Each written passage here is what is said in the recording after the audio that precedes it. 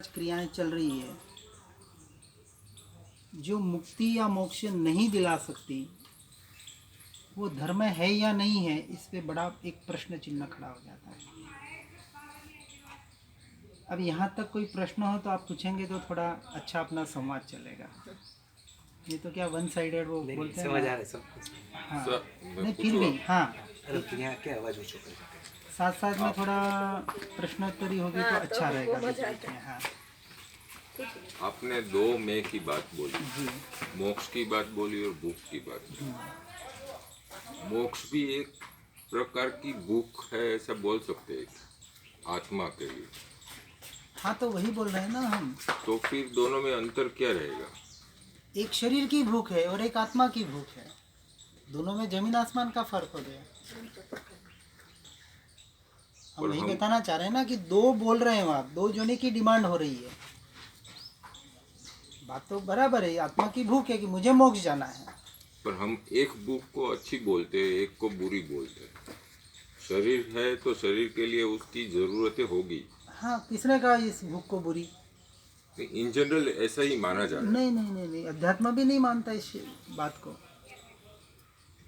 अध्यात्म तो और आगे जाके कह रहा है कि आप एक एक महीना, जैसे मास संक्रमण जैन वाले, आप जैन है नहीं है मुझे पता नहीं है। नहीं। हाँ कोई बात नहीं कि भूखे रह रहे हैं और उसी को धर्म मान रहे हैं।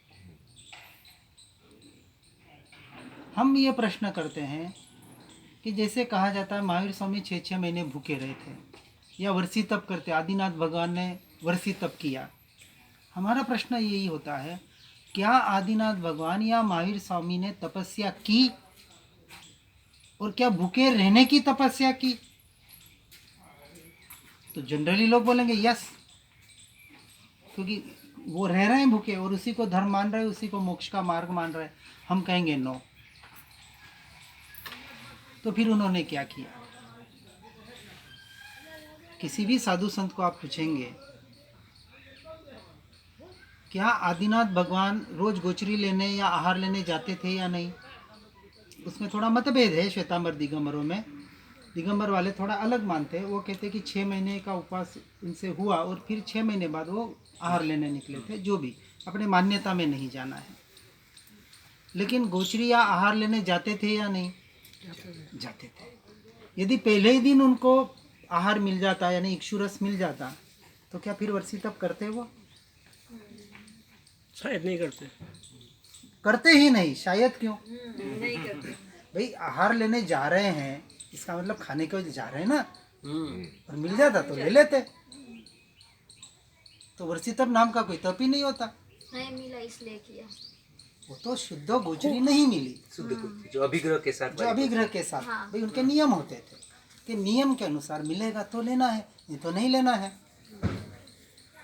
तो नहीं मिला तो नहीं लिया। अब 6 महीने महावीर स्वामी ने आहार नहीं किया तो क्या किया 6 महीने?